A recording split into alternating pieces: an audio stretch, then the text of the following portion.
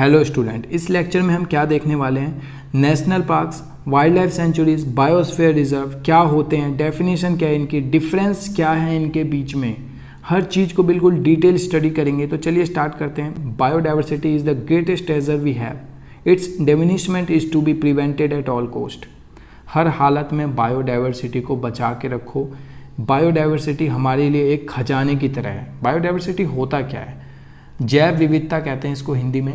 मतलब जितने भी लिविंग बींग्स हैं ना इस धरती पे जो जिंदा हैं, वो सब बायोडाइवर्सिटी का एक पार्ट है। यानी हर चीज़ को मिला के, उन सबको मिला के हमने एक वर्ड का इजाद किया है जिसको बायोडाइवर्सिटी कहते हैं। ये कोर्स किसने लिखा है? थॉमस आइसनेर। कौन है ये? जर्मन अमेरिकन है जो केमिकल इकोलॉजिस्ट, यानी कि काफ़ी पढ़े लिखे, आप समझ सकते हो इसको। अब देखना ये कि इनको ये चीज़ बोलने की ज़रूरत क्यों पड़ी ना। फॉरेस्ट एक ऐसी जगह है जहाँ पे बायोडाइवर्सिटी आपको भर के मिलेगी। यानी बहुत सारी स्पीसीज़ हैं यहाँ पे, बहुत सारे जीव जंतु हैं अलग अलग तरीके के जो फॉरेस्ट पे डिपेंड है। बट बहुत सारे ऐसे भी हैं जो ख़त्म हो गए, यानी कि पहले देखे जाते थे, जनरली उनको देख लिया जाता था, बट अब वो कहीं नहीं दिखते। बहुत सारे ऐसे हैं जो ख़त्म होने की कगार पे हैं। इन सब का कारण क्या है? मतलब क्यों ख़त्म हो रहे हैं? देखो, कारण साफ है, इंसानों का हस्तक्षेप करना, यानी ह्यूमन इंटरफेरेंस इन फॉरेस्ट लाइफ। ये जो जंगल का जीवन है, इसमें इंसानों का ज़्यादा हस्तक्षेप होगा तो इनकी ज़िंदगी खतरे में आएगी। अब ये तो हम समझ गए कि बायोडाइवर्सिटी को जो भी नुकसान हुआ है वो डायरेक्टली या इनडायरेक्टली इंसानों के वजह से हुआ है, इंसानों के हस्तक्षेप के वजह से हुआ है। अब कुछ तो स्टेप्स उठाएंगे ना कि यह हस्तक्षेप दोबारा ना हो, नुकसान कम हो। तो गवर्नमेंट की रिस्पॉन्सिबिलिटी है और ड्यूटी है कि गवर्नमेंट प्रिजर्व करे बायोडाइवर्सिटी को अपने देश में। अब प्रिजर्व करने के लिए होता क्या है? 1972 में वाइल्ड लाइफ प्रोटेक्शन एक्ट आ जाता है। वाइल्ड लाइफ प्रोटेक्शन एक्ट की एक खास बात है क्या, कि ये पूरे देश में लागू होता है एक्सेप्ट जम्मू एंड कश्मीर। यानी जम्मू कश्मीर को छोड़ के ये हर जगह लागू होगा, जम्मू कश्मीर में ये रूल लागू नहीं होगा। ठीक है, इसमें बहुत सारी चीज़ें थी कि आप रिजर्व बना सकते हो। कोई जानवर आपको ऐसा लग रहा है कि ख़त्म होने वाला है, बिल्कुल एंडेंजर्ड है, जैसे टाइगर रिजर्व, ये तो बहुत फेमस था, सबको ही पता होगा। क्रोकोडाइल का भी रिजर्व बना था, तो आप रिजर्व बना सकते हो बाकायदा। इसमें ये भी प्रावधान था।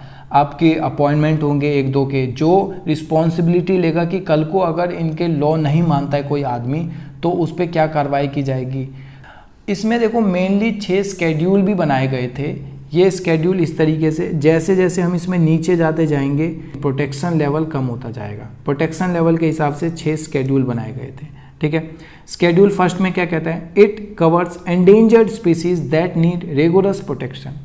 पहले वाले में जो भी ऐसे जानवर हैं जो बिल्कुल ख़त्म होने की कगार पे हैं, एंडेंजर्ड है IUCN की लिस्ट में, उनको इसमें रखा गया है। जैसे कुछ एग्जांपल, ब्लैक बक हो सकता है, बंगाल टाइगर हो सकता है, snow leopard, Himalayan bear etcetera, ऐसे बहुत सारे एग्जाम्पल्स हो सकते हैं। ठीक है, स्केड्यूल सेकेंड में क्या है? स्केड्यूल सेकेंड में थोड़ा सा प्रोटेक्शन कम हो जाएगा। Animals under this schedule are given less protection than under schedule first। पहले में जितना प्रोटेक्शन दिया गया था उतना तो दिया नहीं जाएगा, मैंने बताया ना, कम हो रहा है धीरे धीरे।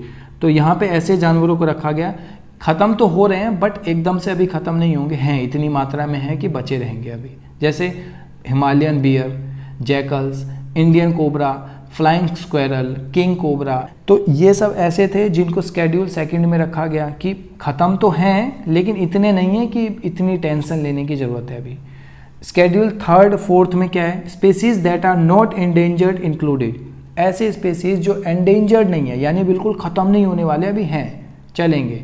जैसे हाइनास, सांबर, सांबर क्या होते हैं? डियर होते हैं, एक तरीके की हिरन होते हैं, भराल, ये सब स्केड्यूल थर्ड में थे। फोर्थ में क्या है? फ्लैमिंगो, फॉल्कॉन्स, किंगफिशर्स, तो ये देखो पक्षी भी आ गए इसमें अब की, तो ये स्केड्यूल फोर्थ में थे। तो ये ऐसे हैं जो बिल्कुल ख़त्म होने की कगार पे नहीं है, अभी हैं, इनकी संख्याएं अभी है। स्केड्यूल 5 में क्या है? Animals that are considered as vermin. Vermin मतलब होता है अपराधी। अपराधी किस्म के जानवर कौन होते हैं? जो तंग करते हैं। तंग कौन करता है? जैसे कौवा हो गया, अब फसल खा लेगा, किसानों की फसल खा लेगा, तो ये तो तंग करने की वाली बात हो गई। चूहे हो गए, माइस, रैट्स, तो ये बफेलो भी कई बार होता है, ये तंग करते हैं। अब इंसानों को अगर कोई जानवर तंग करेगा ना तो उसके पीछे पड़ जाते हैं इंसान, यानी उसको मारने के लिए, तो उनको बचाना ज़रूरी है। तो उनको बचाने के लिए भी स्केड्यूल 5 में नाम दिया गया कि ये कुछ ऐसे हैं, जैसे क्रो, रैट्स मैंने बोला ना, तो ये ऐसे हैं जिनको प्रिजर्व करने की ज़रूरत है। अब एक चीज़ सोचने वाली है कि अभी तक हम सिर्फ जानवरों की बात कर रहे हैं, पेड़ पौधे को कोई प्रिजर्व नहीं देना क्या, प्रोटेक्शन नहीं करना क्या? करना है। स्केड्यूल 6 में पेड़ पौधों की बात की गई है। This schedule talks about the interest of the plant, plants के इंटरेस्ट की बात करता है। ये कुछ ऐसे प्लांट्स हैं जो खत्म होने हैं क्योंकि उनका ट्रेड हो रहा है, इनलीगल ट्रेड हो रहा है, ख़त्म करा जा रहा है, काटा जा रहा है, फॉरेस्ट काट के हम वहाँ पे बस रहे हैं जाके। तो बहुत सारे ऐसे पेड़ भी तो हैं ना जो ख़त्म हो रहे हैं, उनको भी हमें प्रिजर्व करना पड़ेगा, प्रोटेक्ट करना पड़ेगा। ब्लू वांडा, रेड वांडा, ये कुछ ऑर्चिड्स के पेड़ हैं जैसे बेडरूम्स। तो ये ऐसे पेड़ हैं जो ख़त्म होने की कगार पे हैं, तो इनको भी प्रोटेक्शन देना पड़ेगा। तो ये 6 स्केड्यूल थे ऐसे जो प्रोटेक्शन लेवल को डिफाइन कर रहे थे। जैसे जैसे नीचे जाएगा प्रोटेक्शन लेवल उस हिसाब से होगा। वाइल्ड लाइफ प्रोटेक्शन एक्ट में कुछ कैटेगरीज भी बनाई गई जिससे हम क्या करेंगे, इन जंतुओं को, पौधों को, पेड़ पौधों को प्रोटेक्ट करेंगे। जैसे पहला क्या है, national park. A national park is a park in use of conservation purpose. Conservation purpose के लिए हम किसी लैंड को, ज़मीन को नेशनल पार्क घोषित कर देते हैं। ठीक है, ये कौन करता है? केंद्र सरकार करता है। क्यों करता है? प्रोटेक्ट करने के लिए, किसी भी जीव जंतु को, पेड़ पौधे को प्रोटेक्ट करने के लिए, कंजर्वेशन के लिए लैंड को ऐसे घोषित कर देता है। अब कुछ एग्जांपल्स भी हो सकते हैं क्या इसके? हाँ, हो सकते हैं। Kanha national parks, Kaziranga national park, Sundarban national park, Jim Corbett तो देखो सबसे पुराना है और सबसे इम्पोर्टेंट भी कह सकते हो आप इसको, तो ये तो कम से कम याद रखना ही। तो ये कुछ एग्जांपल्स हैं। टोटल देश में 104 नेशनल पार्क्स हैं। ठीक है, ये याद कर लेना। सबको बोलना इतना पॉसिबल नहीं था, इसलिए मैंने कुछ एक आध इंपॉर्टेंट बोले हैं। ऐसे ही सेकंड क्या है, wild life sanctuaries. Wild life sanctuaries किसी ज़मीन को हम कब घोषित करते हैं? जब किसी जानवर को, इंसेक्ट्स को, बर्ड्स को, मरीन एनिमल्स को हमें कंजर्व करना होता है तब। अब गौर करोगे यहाँ पे मैं सिर्फ एनिमल्स की बात कर रहा हूँ, मतलब मैं फौना की बात कर रहा हूँ। फौना एनिमल्स को कहते हैं ना, जो डिफरेंट टाइप्स ऑफ एनिमल्स होते हैं उनको फौना कह देते हैं सीधा एक वर्ड में। मैं फौना की बात कर रहा हूँ। बिल्कुल, वाइल्ड लाइफ सेंचुरीज फौना को कंजर्व करने के लिए ही बनाया जाता है, प्रोटेक्ट करने के लिए ही बनाया जाता है। ठीक है, ये पेड़ की बात नहीं कर रहे हैं हम यहाँ पे, हम सिर्फ फौना की बात कर रहे हैं। इसके भी कुछ एग्जाम्पल्स हो सकते हैं क्या? बिल्कुल हो सकते हैं। जैसे Bhadra wildlife sanctuaries, Kutch desert wildlife sanctuaries, Karakoram wildlife sanctuaries, Chinnar wildlife sanctuaries, कुछ ये जैसे केरला में। तो ये बहुत सारे हैं। देखो सबसे ज़्यादा इंडिया में यही है, 566 हैं करंट में। नेक्स्ट है बायोस्फीयर रिजर्व। क्या होता है? Biosphere reserve are protected large area of natural habitats that includes a national park and animal wildlife sanctuaries. क्या मतलब है इसका? बायोस्फीयर रिजर्व सबसे बड़ी जगह को कहते हैं। यानी कि देखो ये कितना बड़ा होता है, इसका आइडिया आप इससे लगा सकते हो कि पूरे देश में सिर्फ 18 बायोस्फीयर रिजर्व्स हैं, 18। ठीक है, और इसी 18 के अंदर national parks, wild life sanctuary सब आते हैं। देखेंगे हम बाय फिगर की क्या होता है ये। इसके भी कुछ एग्जाम्पल है, जैसे Nilgiri, gulf of Mannar biosphere reserve Tamil Nadu में। देखो ये इतने बड़े होते हैं ना कि ये एक राज्य में नहीं, 2-2, 3-3 राज्य में भी फैले होते हैं। जैसे अभी मैंने नीलगिरी बोला, ये तमिलनाडु, केरला, कर्नाटका, इन तीनों राज्य में फैला हुआ है।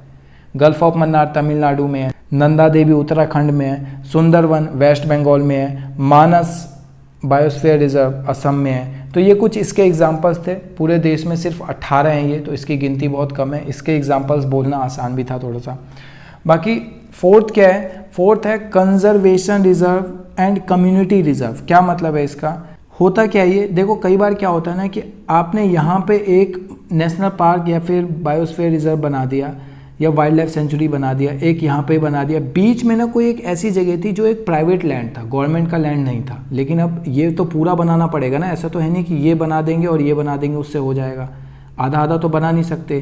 तो इस ज़मीन को क्या करेगी गवर्नमेंट? प्राइवेट लैंड से अपना बना लेगी, यानी कम्युनिटी का जो लैंड था ना उसको वो अपने अंदर ले लेगी, उसकी भरपाई करेगी, जो भी उसका मुआवजा बनेगा या किसी और जगह ज़मीन देना वो सब होगा, लेकिन इस ज़मीन को अपना बना लेगी। इसी अपना बनाने वाली ज़मीन को कहते हैं कंजर्वेशन रिजर्व या कम्युनिटी रिजर्व आप कह सकते हो। दोनों अलग चीज़ है लेकिन मतलब कहीं ना कहीं सेम है, इसलिए मैंने साथ में ही रख दिया। ठीक है, इसको एज अ फिगर से समझते हैं, फिगर से अच्छे से समझ में आएगा। देखो मैंने बताया बायोस्फीयर रिजर्व होता है सबसे बड़ा। देखो सबसे बड़ा है बायोस्फीयर रिजर्व, इसके अंदर नेशनल पार्क्स भी हैं, वाइल्ड लाइफ सेंचुरीज भी है। अब बफर जोन क्या होता है?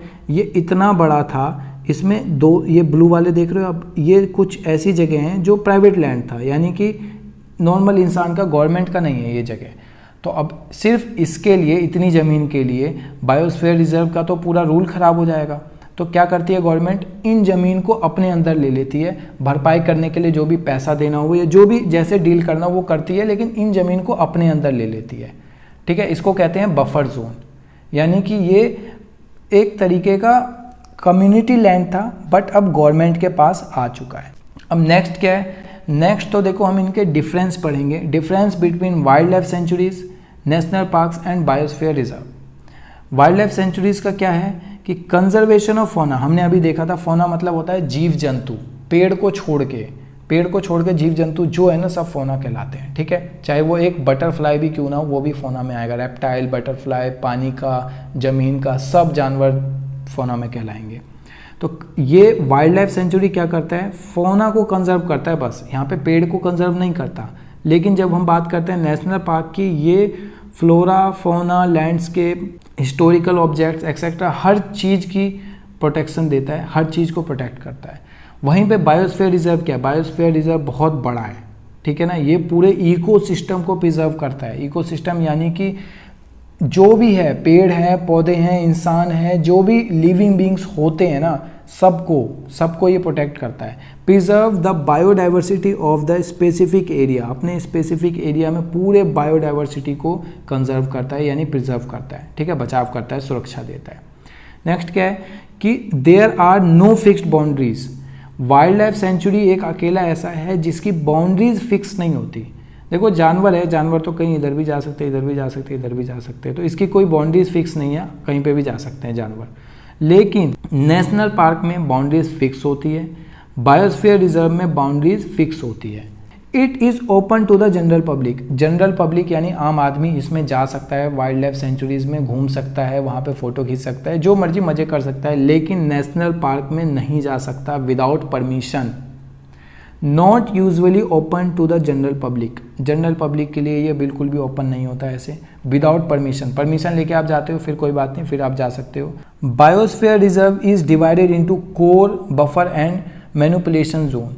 देखो बायोस्फीयर रिजर्व को 3 कैटेगरी में बांट दिया है, इस तरीके से समझो, ये है ऐसे 3 कैटेगरी है। सबसे बाहर वाले को कहते हैं मैनिपुलेशन जोन, यहाँ पे आप घर भी बना सकते हो, अपनी खेती भी कर सकते हो, रह भी सकते हो, जानवर को चरा सकते हो, घास चरा सकते हो, सब कुछ कर सकते हो यहाँ पे। ठीक है, लेकिन जब आप अंदर आते हो बफर जोन में, बफर जोन में आप रह नहीं सकते, घर नहीं बना सकते, खेती नहीं कर सकते, अपने जानवर को चरा सकते हो, घूम सकते हो, आ सकते हो। लेकिन जहाँ तक कोर जोन की बात है, अंदर वाला कोर, इसमें आपको बिल्कुल भी एंट्री नहीं दी जाएगी, यहाँ पे आप बिल्कुल नहीं आ सकते। Wildlife sanctuaries can be upgraded to the national park but a national park can not downgraded to a sanctuary, कि नेशनल पार्क को डाउनग्रेड नहीं कर सकते सेंचुरी में, सेंचुरी को अपग्रेड कर सकते हैं नेशनल पार्क में।